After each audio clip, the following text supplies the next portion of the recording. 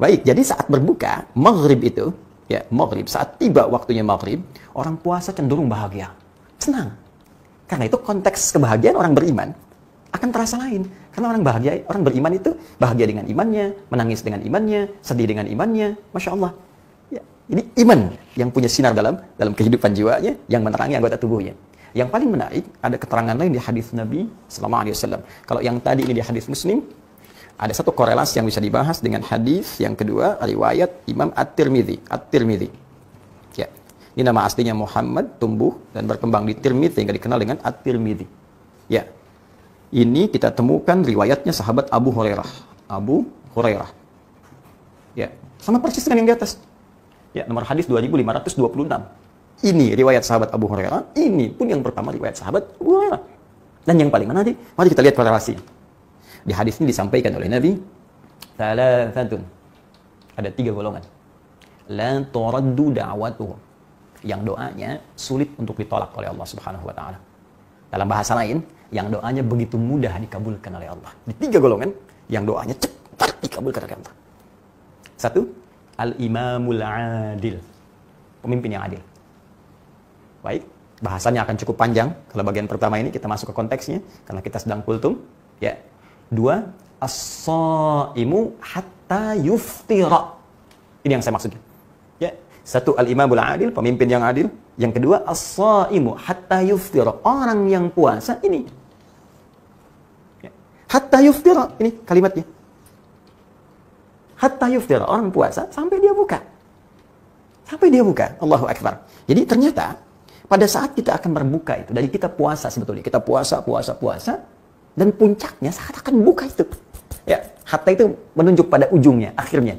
Dari mulai orang puasa itu, doanya dikabulkan, puncaknya saat akan buka. Itu ditunggu. Anda mau minta apa? Ya, jadi orang puasa itu luar biasa. Sampai di hadis yang lain, hadis qudsi, di Al-Bukhari, ya, dalam kitab Shiyam, teman-teman sekalian, bab tentang keutamaan puasa, bab fadlus shaum. Itu langsung disebutkan di hadis qudsi. Qala Rasulullah SAW, qala Allah Azza wa Jalla. Allah berfirman langsung, ya orang puasa itu, dia menahan makannya untukku, menahan syahwatnya untukku, menahan minumnya untukku. Asyamu li wa ana ajzi bihi. Ya, puasa yang kerjakan, diniatkan ikhlas untukku, aku akan memberikan bagian-bagian terbaik untuknya. Aku berikan pahala sesuai dengan kadar keikhlasannya. Tapi yang paling menarik, perhatikan kalimat ini. Yatruku ta'amahu, ya, wa masyarabahu wa syahwatuhu. Dia meninggalkan makannya, minumnya, syahwatnya untukku, kata Allah dalam hadis qudsi. Sekarang mari kita sedikit bandingkan sejenak dengan pemahaman berikut. Jika ada yang bantu Anda lah, ya, asisten rumah tangga, tiba-tiba dia kerjakan rapi, bersih, istimewa, segala rupa lah. Bahkan yang paling dahsyat begini, ya, dia biasanya Anda minta boleh kerja jam 7, dia mulai kerja jam 5. Bahkan dia bangun jam 4, ya, kerja jam 5. Kemudian makannya juga sekadarnya saja, ya, dia kerjakan rapi, bagus dan sebagainya. Sekarang tiba waktu gajiannya, tiba-tiba dia ingin mengajukan sesuatu kepada Anda. Anda berikan nggak? Dan Anda mampu? Contohnya sederhana, dia minjam uang misalnya, mau minjam 100.000 aja. Gaji dia 1.500.000, dia mau minjam 100.000 aja. Anda berikan nggak? Maka demi Allah saya katakan, jangankan Anda menunggu dia gajian, sebelum gajian pun Anda sudah ingin memberikan sesuatu yang terbaik untuknya. Kalau bisa, sebelum dia minta, Anda sudah tambahkan. Tambahkan 2 juta, tambahkan serupa gaji yang pertama. Nah, ini yang paling menarik adalah seseorang yang sedang menunaikan puasa. Kata Allah di hadis qudsi riwayat Al-Bukhari tadi, ini luar biasa nih. Orang ini apa yang dia kerjakan? Dia meninggalkan makan. Orang lain makan, dia enggak. Orang lain minum, dia enggak. Orang lain mengerjakan syahwat, dia enggak. Dia tahan karena saya. Maka kata Allah, apapun yang dia mintakan, aku berikan. Wa ana ajzi bihi. Saya berikan pahalanya, saya berikan bagiannya. Apa di antara bonus pahala itu? Pahala nanti di akhirat didapatkan. Tapi bonusnya bagi orang spesial diturunkan di bumi. Apa di antara bonusnya? Di At-Tirmidzi disebutkan, dikabulkan segala doanya.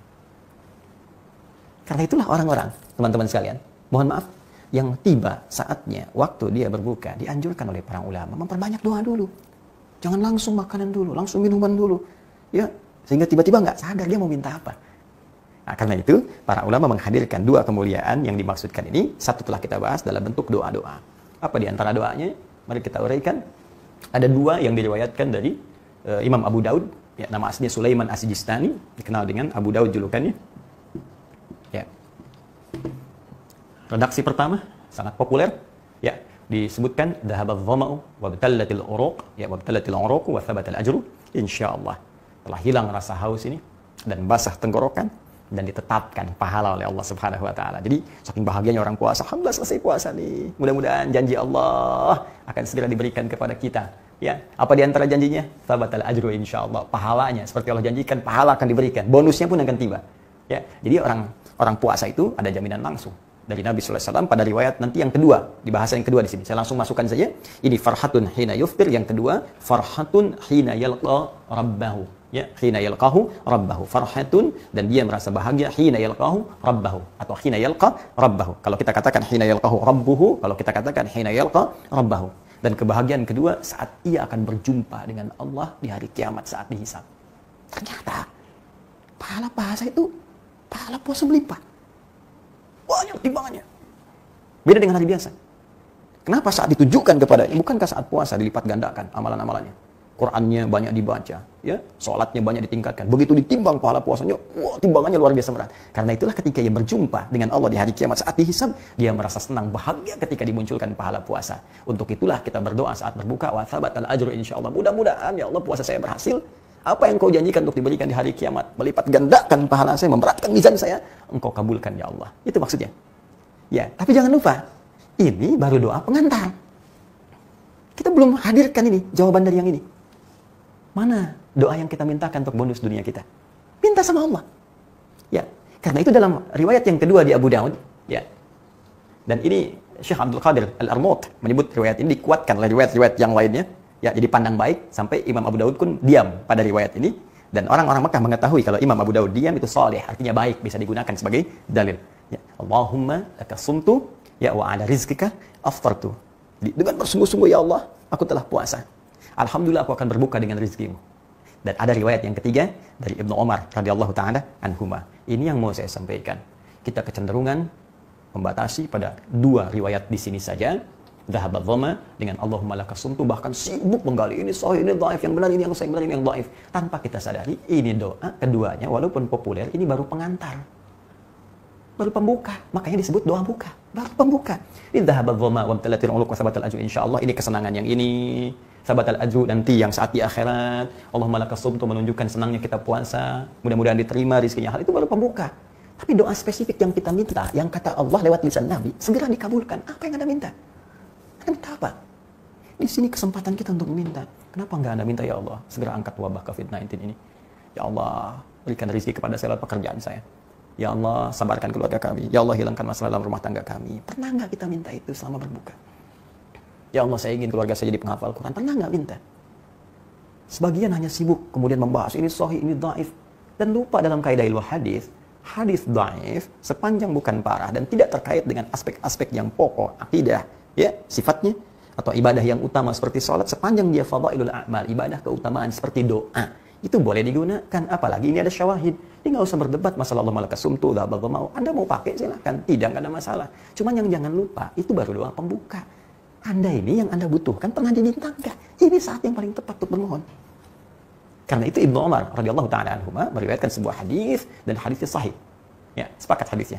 Apa yang paling indah? Bahasanya sangat luar biasa. Ya Allahumma, ya Allah, bi rahmatika ufthir. Ya. Bahkan kalimatnya lebih lengkapnya lagi, wasi'at kulla syai'in. Ya. Inni as'aluka an taghfira liya. Ya Allah, dengan rahmat-Mu aku berbuka. Di mana? Dengan rahmat-Mu saat ini aku berbuka. Engkau berikan rahmat aku bisa puasa, Engkau berikan rahmat aku bisa berbuka. Dan rahmat-Mu ya Allah meliputi segala hal, termasuk bagi para pendosa. Dengan rahmat-Mu akan diampuni semua dosa-dosa. Ini cerdas. Ini cerdas. Ya. Ini cerdas. Bukankah ditemukan di Quran surah 39?